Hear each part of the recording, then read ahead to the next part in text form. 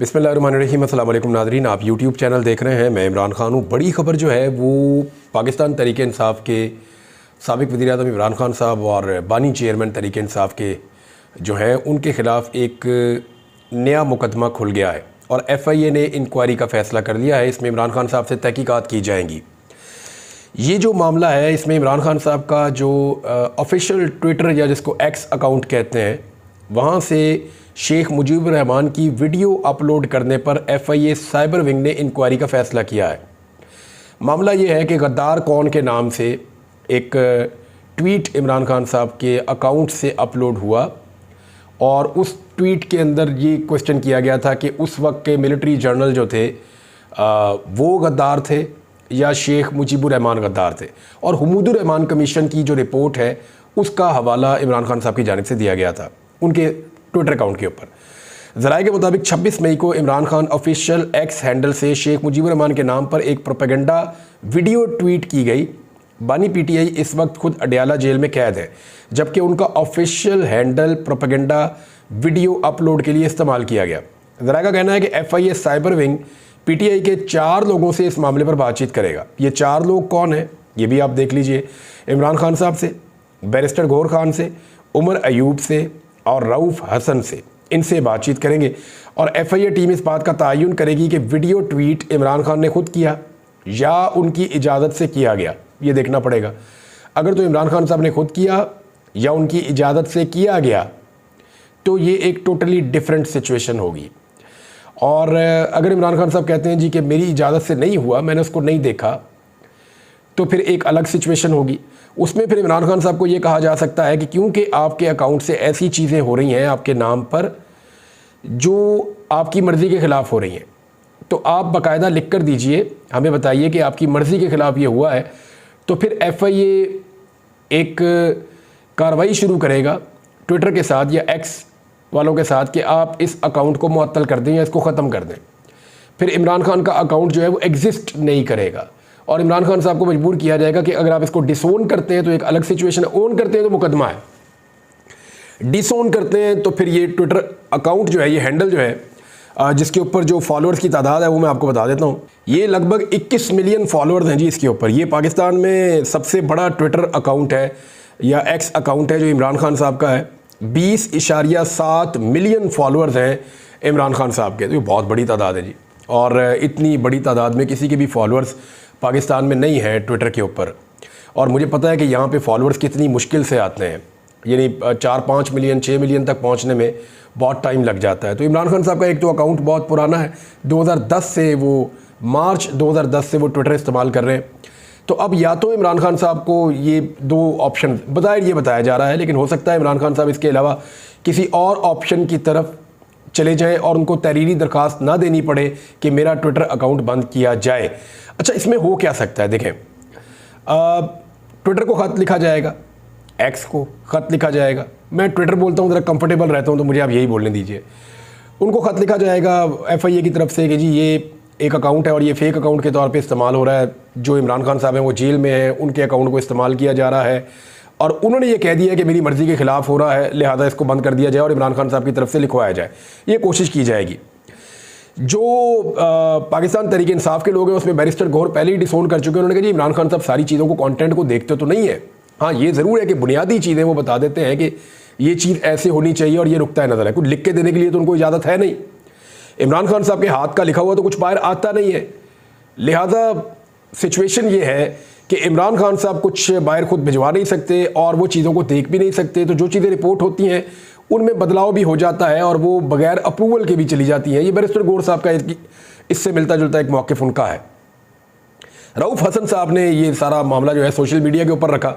उन्होंने कहा social media की हमारी टीम अलग है जिसका मेरे साथ कोई ताल्लुक़ नहीं है। जो पाकिस्तान में हम पॉलिटिकल लोग हैं हमारा उससे ताल्लुक़ नहीं है। वो एक अलग तरीके से काम करती है और वो पाकिस्तान के बाहर से हैंडल हो रहा है इस वक्त इमरान खान साहब का सोशल मीडिया। तो उसमें उन्होंने एक और काम भी किया कि अगर वो पाकिस्तान के बाहर से हैंडल हो रहा है तो फिर उस पर पाकिस्तान के कवानीन कैसे लागू हो सकते हैं। हाँ, लेकिन जिसका वो सोशल मीडिया अकाउंट है वो पाकिस्तान के अंदर जेल काट रहे हैं।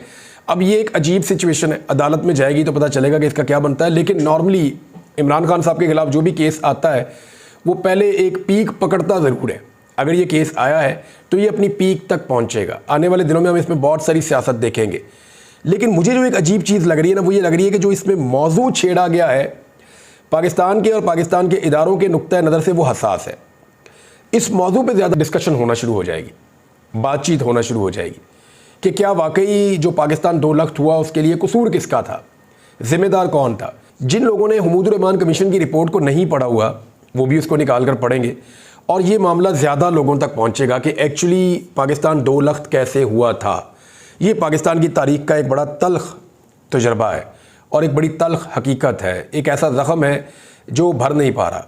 मशरक़ी पाकिस्तान अलग हो गया, एक नया मुल्क बन गया बांग्लादेश, तो पाकिस्तान के लिए बहुत तकलीफ़ दे। हालांकि वो 1000 किलोमीटर दूर, बहुत बल्कि इससे भी बहुत ज़्यादा दूर वो और तरफ था।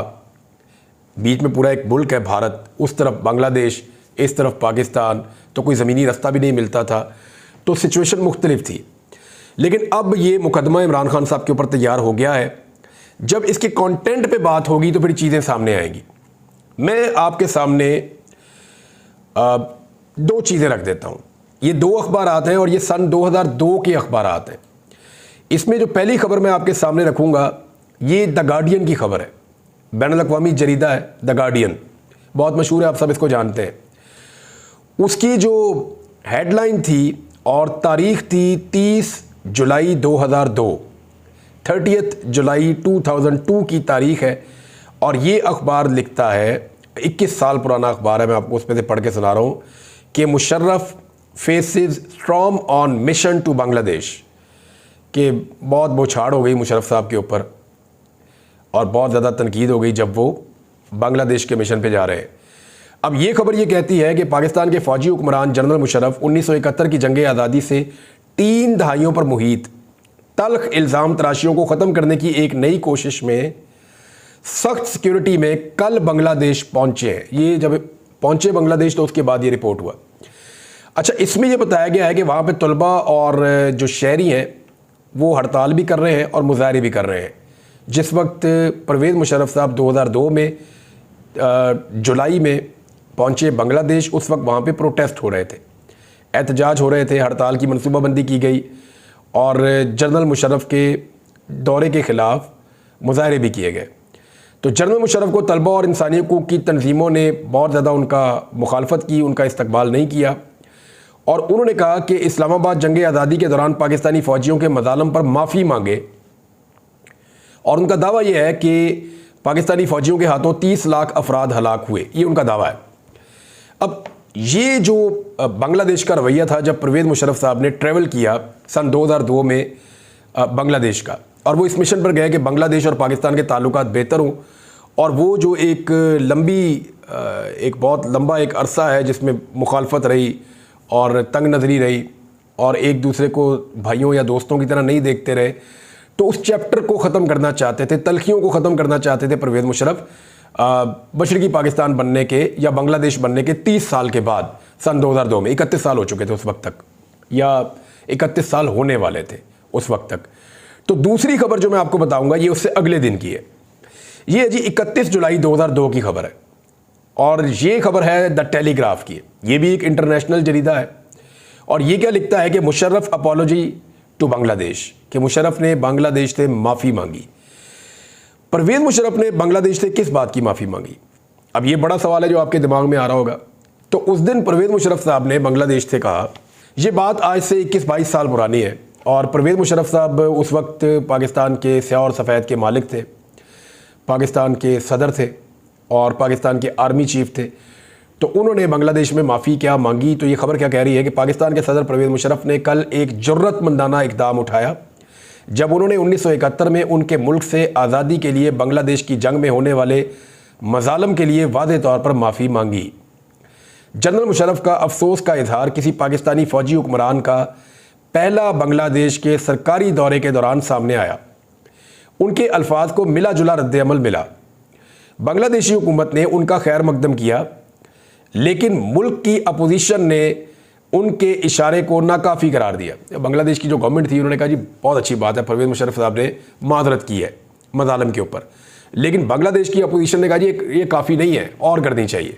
अब परवेज मुशर्रफ साहब ने कहा क्या था, कुछ लिखा था और कुछ कहा था, मैं आपको बता देता हूँ। तो परवेज मुशर्रफ साहब ने वहाँ पे जो हाथ से लिखा हुआ नोट छोड़ा, उसमें उन्होंने लिखा, your brothers and sisters in Pakistan share the pain of the events in 1971। He wrote, the excesses committed during the unfortunate period are regretted. Let us bury the past in the spirit of magnanimity. Let not the light of future be dimmed. ये परवेज मुशर्रफ साहब ने कहा था, और इसको मैं आपको उर्दू में ट्रांसलेट कर देता हूँ। उन्होंने लिखा, पाकिस्तान में आपके भाई और बहनें 1971 के वाक़यात के दर्द में आपके साथ शरीक हैं। बदकिस्मती से उस दौरान होने वाली ज़्यादतियों पर हमें अफसोस है, जो ज़्यादतियाँ उस दौरान हुई उन पर हमें अफसोस है। आइए हम माजी को अज़मत के जज्बे से दफन कर दें, मुस्तकबिल की रोशनी को हम मदम नहीं होने दें।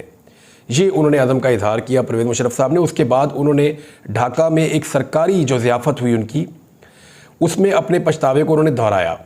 बांग्लादेश का दावा है कि 1971 की जंग में 30 लाख लोग मारे गए थे और पाकिस्तानी फ़ौज को अनगिनत मजालिम का उन्होंने ज़िम्मेदार ठहराया था। ये बांग्लादेश का दावा है, इस पे परवेज़ मुशर्रफ साहब ने कोई बात नहीं की थी, लेकिन उन्होंने वहाँ पे एक माजरत की थी और अफसोस का इजहार किया था ज़्यादतियों के ऊपर परवेज़ मुशर्रफ साहब ने।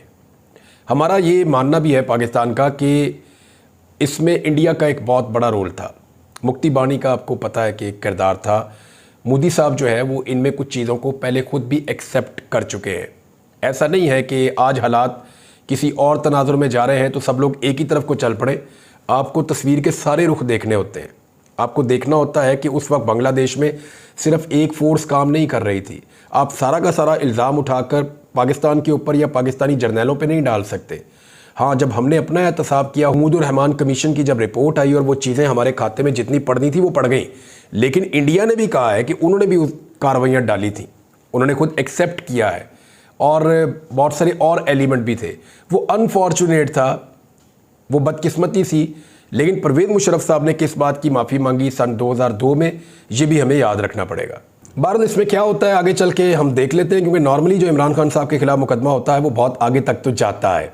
अच्छा जी, सर्कुलेट होने वाले एक लेटर के मुताबिक जब इमरान खान साहब से टीम ने रब्ता किया और इमरान खान साहब से कहा गया जी कि आपकी इन्वेस्टिगेशंस की जाएंगी, और FIA की साइबर क्राइम की जो टीम है उन्होंने इमरान खान साहब को जब टच किया तो उस पर इमरान खान साहब ने जो जवाब दिया वो मैं आपको पढ़ के सुना देता हूँ। उनकी अपनी राइटिंग में मुबैना तौर पे ये जवाब है। उन्होंने कहा, I will only join the investigation in the presence of my lawyer, कि मैं सिर्फ अपने वकील की मौजूदगी में इन्वेस्टिगेशन को ज्वाइन करूँगा। And the above allegation is absolute nonsense. तो एब्सोल्युटली नॉट से एब्सोल्यूट नॉनसेंस। तो इमरान खान साहब ने इसको फारग कर दिया अपनी तरफ से और ये कहा कि मैं वकला की मौजूदगी के अंदर ही इसके ऊपर बात करूंगा। एक और बड़ी खबर नाज़रीन ये है कि NA-48, देखें, इस्लामाबाद के 3 हलके बड़े ख़तरे में और उनकी बहुत ज़्यादा सिग्निफिकेंस है। वजह यह है कि अगर इस्लामाबाद के 3 हलकों का नतीजा बदल जाता है तो पूरे पाकिस्तान के इलेक्शन मुतनाज़े हो जाएंगे। पूरे पाकिस्तान के इलेक्शन बशकूक तो पहले ही थे, मुकम्मल तौर पे मुतनाज़े हो जाएंगे। और यहाँ पे दिखाई दे रहा है कि जो जस्टिस तारिक महमूद जहांगीरी की अदालत है वो इंसाफ देने पर तुली है और फॉर्म 45 मांग रही है तमाम उम्मीदवारों से। उम्मीदवार फ़िलहाल नाकाम है फॉर्म 45 जमा करवाने में, और ROs भी अदालत में पेश नहीं हो रहे, तो 15-15 हज़ार रुपये तो उनको जुर्माने हो गए हैं। देखना ये है कि ये मामला किस सिमत में जाता है और क्या अदालत को जीतने वाले जो उम्मीदवार हैं जिनको फॉर्म 47 पे जिताया गया उनके नोटिफिकेशंस मुअत्तल करने पड़ेंगे, क्या यहाँ पे नताइज बदल जाएंगे और अदालत जो है वो फॉर्म 45 के मुताबिक फ़ैसला सुना देगी। क्योंकि जो फॉर्म 45 जमा करवाए हैं मुस्तफ़ा नवाज़ खोखर ने, वो मैच कर गए हैं पाकिस्तान तहरीक इंसाफ के और दीगर जमातों के फॉर्म 45 के साथ, लेकिन इलेक्शन कमीशन के फॉर्म उसके साथ कैसे मैच करेंगे, वो तो किसी और तरह के हैं। तो अब ये एक नया फड्डा खड़ा हो जाएगा। एक और बड़ी खबर जो लाहौर हाई कोर्ट से है वो ये है कि इलेक्शन कमीशन को 1 हफ्ते का टाइम दे दिया है लाहौर हाई कोर्ट ने कि जो 6 जजेस को बतौर ट्रिब्यूनल जजेस तैनात किया जाना है उनको तैनात किया जाए, ट्रिब्यूनल्स जो है वो कायम किए जाएं। क्योंकि इलेक्शन कमीशन ये नहीं कर रहा था, धांधली बहुत ज़्यादा हुई है, दरख्वास्तें बहुत ज़्यादा हैं, फ़ैसले बहुत ज़्यादा करने हैं, तो 2 जजेस वो काम नहीं कर पाएंगे।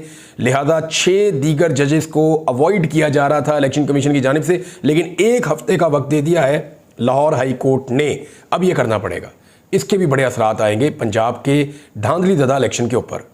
और आखिरी खबर नाज़रीन जो मैं आपको देने जा रहा हूँ, ये खबर आप पहली दफ़ा नहीं सुन रहे, ये आप मियाँ नवाज शरीफ साहब के टाइम से सुन रहे हैं। ये ख़ानदान जब भी कुछ बनाता है अवाम के पैसों से तो अपने नाम के ऊपर बनाता है, उसमें अपना नाम शामिल करता है, हर जगह पे अपनी फ़ोटो लगाता है, अखबारात के अंदर अपनी तशहीर करता है, सरकारी पैसे को पानी की तरह इस्तेमाल करता है हमेशा अपनी तशहीर के लिए। आप देखेंगे इनके बच्चों की तस्वीरें, इनके आने वाली नस्लों की तस्वीरें आपको मिल जाती हैं हर जगह पर। आप ये देखेंगे कि ये ख़ानदान यानी 4 लोग तो पक्के हैं, मस्ट हैं, नवाज शरीफ, शहबाज शरीफ, हमजा शहबाज, मरियम नवाज, इन चारों की फ़ोटो तो हर जगह पे पेस्ट हो जाती है और ज़्यादातर सरकारी पैसों से ये अपनी मुहिम चलाते हैं। अब मैं आपके सामने एक इशू रखता हूँ। जिन्ना अस्पताल लाहौर की 250 बेड पे मुश्तमिल एक नई बिल्डिंग बन रही थी लाहौर में जिन्ना अस्पताल में।